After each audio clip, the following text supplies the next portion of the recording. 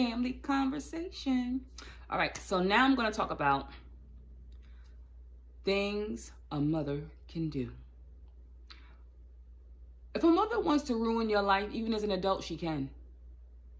And if she's coming at it from an emotional way, where she's being a little she's underhanded in using her role in your life to make you look foolish, it can be tough. A lot of times, these mothers who will go out their way to ruin their children's life, they have issues, okay? Maybe some other, they could have mental health issues, or they could just be a person who's not the best kind of person to, who's not the nicest or the most caring person, because not everything is in, psychiatric terms. Sometimes people are people, okay?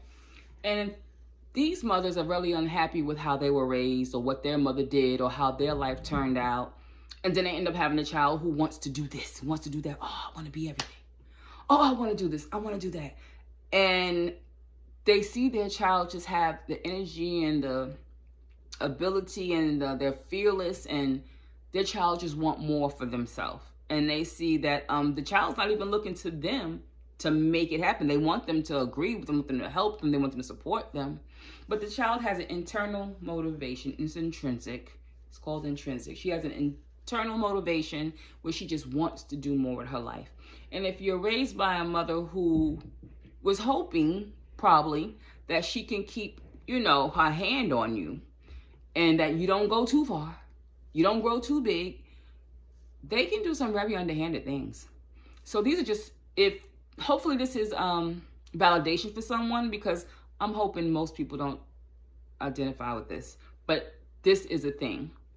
And so the things that a mother can do, there are moms who have been neglectful to their children emotionally. They haven't done things to support them so they can be better. They're not coming to the games. They're not coming to the awards. They're not doing a lot of things. They're not spending quality time with you to make your relationship better. They're spending time with you to get things done, or because they have to. And they're not really that nice to you. And if they are, it's very short-lived. And they kind of, they can be back and forth on their attitude towards you. They act like they like you, and they act like they don't. They're very finicky towards you because, number one, you don't reflect them.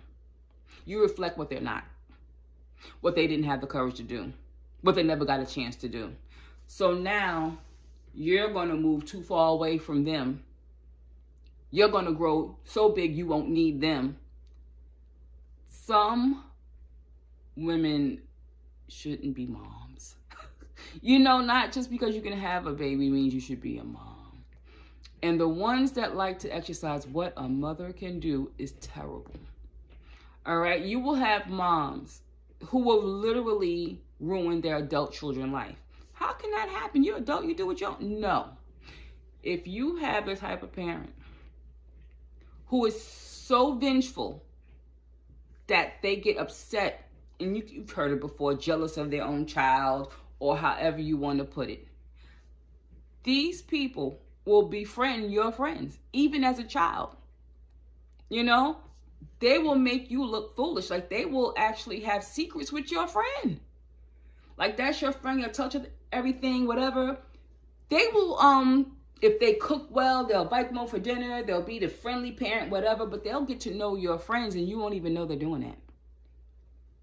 So they'll talk to your friends about you. And they a parent, they're a mother. So it only comes from love. And they will say things that aren't true about you. Or they'll make you look foolish. Like, let's say if you did something wrong and you were going to get allowance, or they were going to give you $20 for something.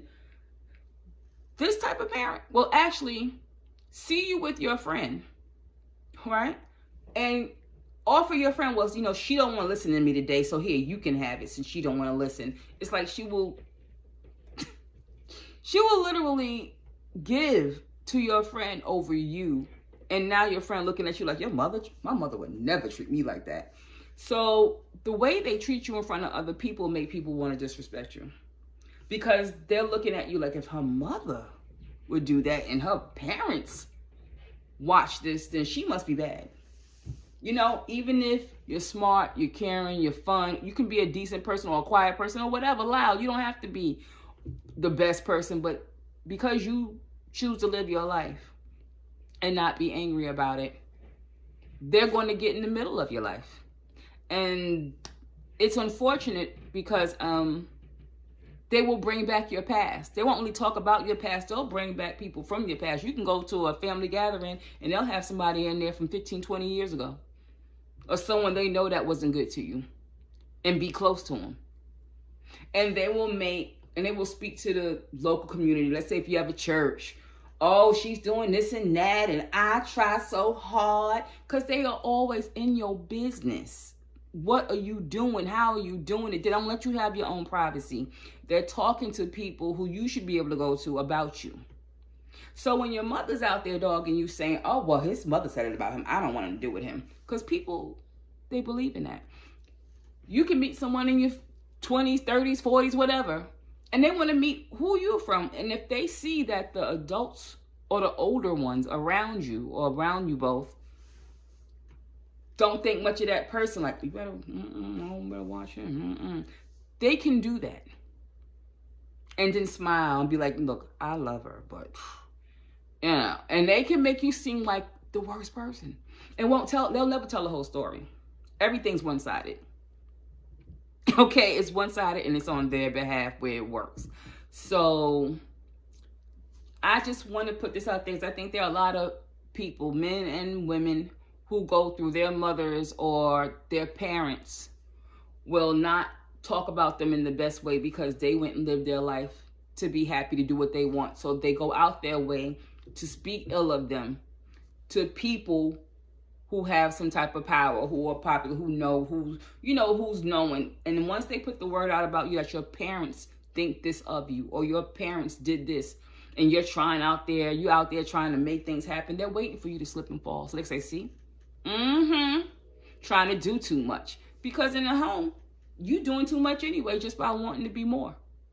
And so they want you to feel that way throughout life, that you should have held back, you should have done what I wanted. So if you're that strong kid that just keep trying to keep moving, they're going to come after you harder. The ones that stay back home and kind of give their life up and don't know who they are from the parents. You know what I mean? They don't know their thoughts from their parents' thoughts. They don't know what they like from what their parent like. They do this because their parent did it. Not them. The ones that attempt to leave, if you try to get around them and they see you genuinely feel good without them, their rejection didn't hurt you, their rejection didn't stop you, they are coming for you. These people are they're unreal on how low they will go. So yes, you can be a whole full adult, live your own life, move, and these people will make it a point to gather and talk to people who don't know you that well and use, I'm their mother. I know. And they can lie on you, do whatever with the smile on their face. And it's all to make your life hard. Okay? To make your life difficult. And to make people look at you like your parents don't want you. Your parent. No. You just have a different form of abusive parents. Horribly emotionally abusive. Okay? Emotionally abusive, I'm sure verbally abusive. And it's hidden. Is covert, and what they put out there to the public has nothing to do with how they treat you. So you have to raise yourself a lot. You must have intrinsic motivation because they're not motivating. Everything you want to do, they want you to stop doing. And like I said in another video, you can be raised by somebody who's not well. Okay? And they just live their life just enough. And they want you to, and if you don't, they are going to make it hard. Okay? They're going to make it hard, and when you think you've moved on and got past them, they got their hands in some mess that you're in, and they shouldn't be in it. You know, so I just want to put that out there. I know it's validation for someone, because people go through this but don't want to speak about it, because it feels embarrassing. You know, it's weird. You're a grown person, but how can you who are fully grown know? These people, when it comes to circles of who you are around, they can they can make you look real bad. And people will look at you and doubt you, because the longer they do this, the more the people are like, well, why would your mother keep doing that? No one's thinking something wrong with her. Something's been wrong with her. And she's going to be like that till she die. He's going to be like that till he die. Dad's going to be that way. But they're going to keep doing things against you, and people are going to try to make sense of it. It's never going to make sense.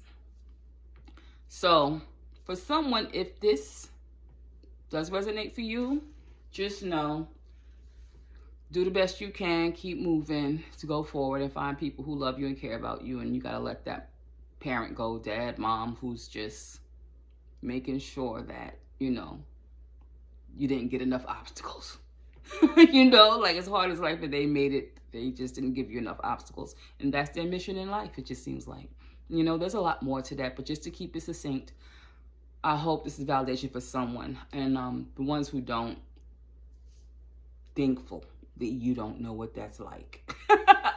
Okay, so that's another little input on dysfunctional, toxic family dynamics. Just to keep you aware. It's 26, we have to do things differently. Take care.